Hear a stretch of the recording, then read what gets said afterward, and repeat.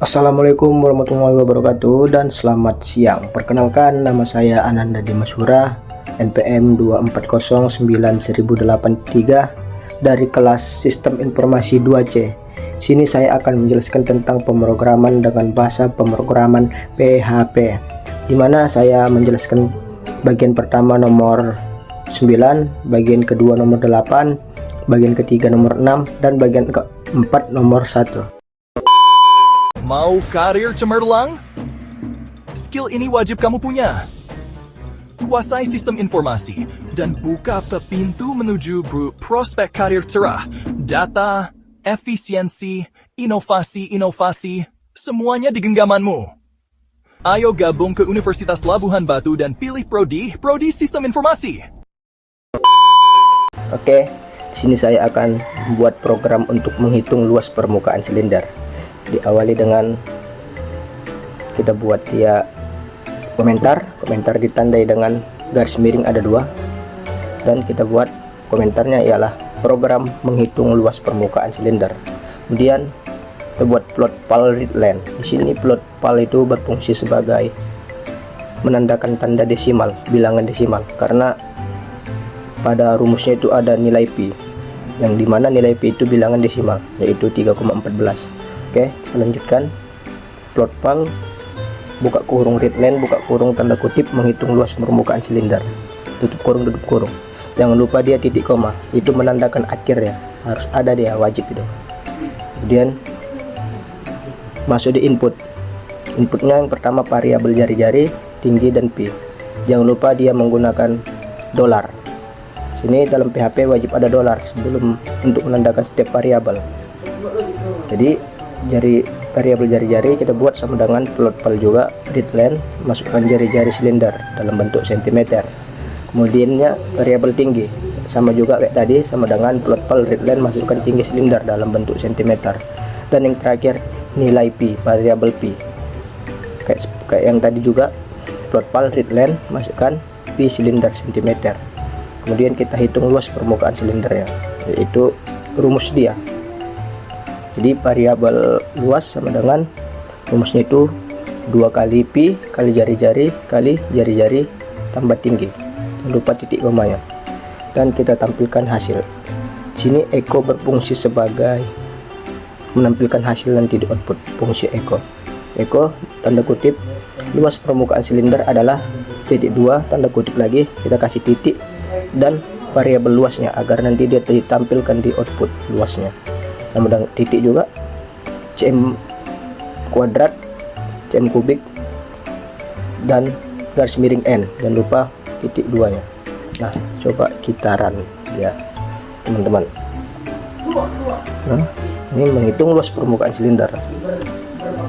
Kita enter dan masukkan jari-jari silinder dalam bentuk cm. Ini jari-jarinya kita buat 7 dia, 7. Dan masukkan tinggi silinder, tingginya kita buat 10. Dan yang kita tahu nilai PT ialah 3,14. Oke, hasilnya ini luas permukaan silinder adalah 747,32 cm3. Nah, di sini untuk program dinamisnya dia, untuk statis dia seperti ini. Nah, seperti ini dia. Sini coba kita run. Nah, hasilnya sama. Bedanya statis sama dinamis itu ada pada inputnya nih. Nah, kalau dia statis kita langsung buat dia di bagian sini dia, bagian programnya, inputnya, angka-angkanya. Kalau yang tadi kan kita buat inputnya itu angka-angkanya di ini, di bagian output. Nah, jadi itu dia statis, yang ini dinamis. Oke, kita lanjut ke nomor 2. Oke, sekarang kita masuk ke nomor 2. Seperti biasa, tanda garis miring 2 menandakan komentar. Kita buat komentarnya adalah program menghitung luas piramida. Kita masukkan plot pal readline dan menghitung luas piramida. Kenapa saya membuat dia tanda sama dengan ada 3? Biar cantik aja dia nanti pas di outputnya. Oke, tadi karena di nomor 1 saya tidak ada menjelaskan tentang readline.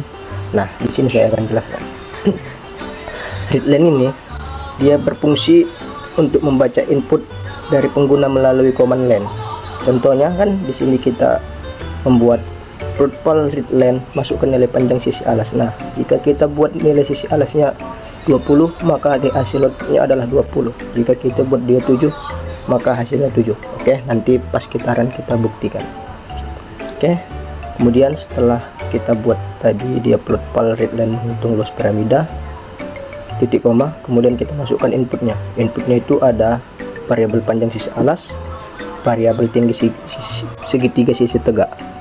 Oke, variabel panjang sisi alas tidak lupa dengan dolar di awalnya sama dengan plot pal readline, masukkan nilai panjang sisi alas. Nah, kenapa kita menggunakan plot pal lagi sedangkan dia pi tidak ada? Nah, karena plot pal ini dia fleksibel, dia bisa, dia dapat menggunakan memasukkan, maksudnya ini dapat memasukkan nilai bulat sama nilai desimal, jadi programnya tidak murah error kalau dijalankan. Oke, jadi itu adalah plot pal, lebih fleksibel.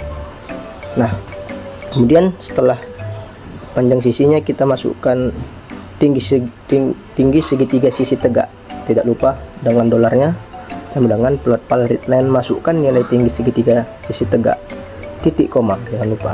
Nah, untuk mencari luas permukaan piramida ini, kita harus mencari luas alas piramidanya dan luas selubungnya. Nah, pertama kita buat rumus luas alas piramida, mencari luas alas piramida.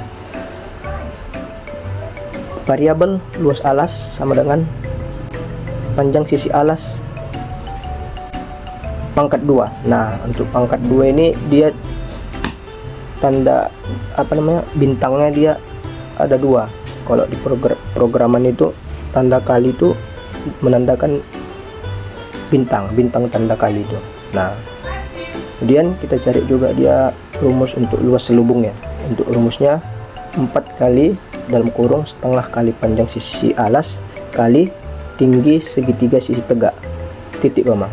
Dan untuk terakhir rumus luas permukaannya, yaitu luas alas tambah luas selubung. Karena tadi sudah kita cari di atas maka mungkin aja bisa nanti kita run kan.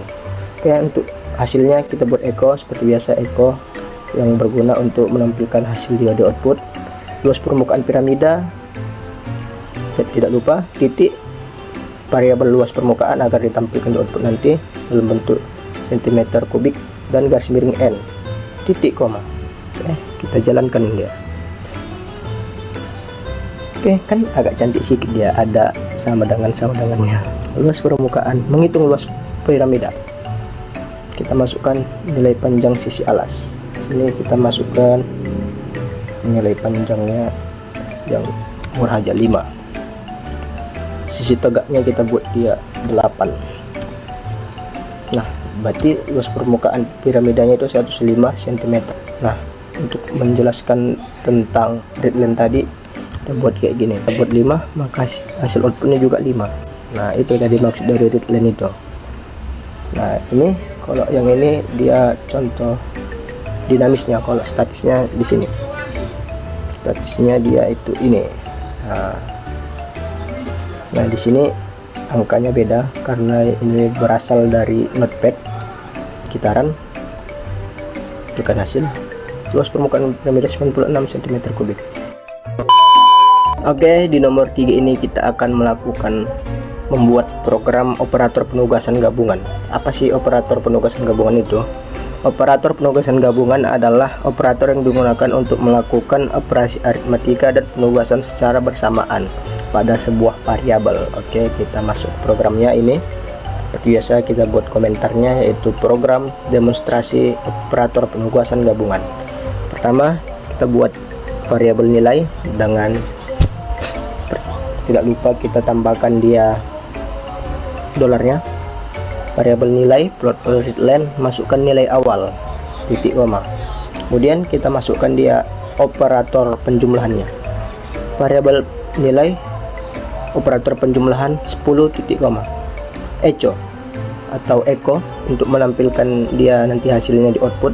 Setelah ditambah 10 titik variabel nilai garis miring n titik koma, dan kemudian kita masukkan dia operator pengurangannya variabel nilai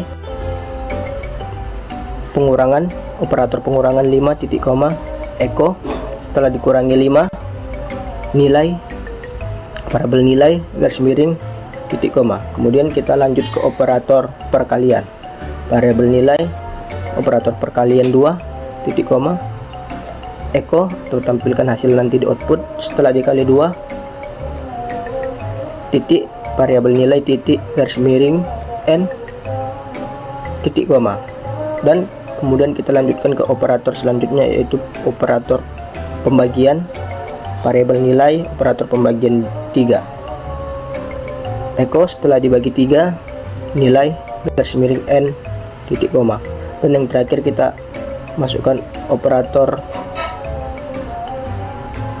sisa dibagi, habis dibagi, nilai habis dibagi 4, sisa dibagi 4 ya, sisa dibagi 4 nilai n titik koma. Oke, coba kita run.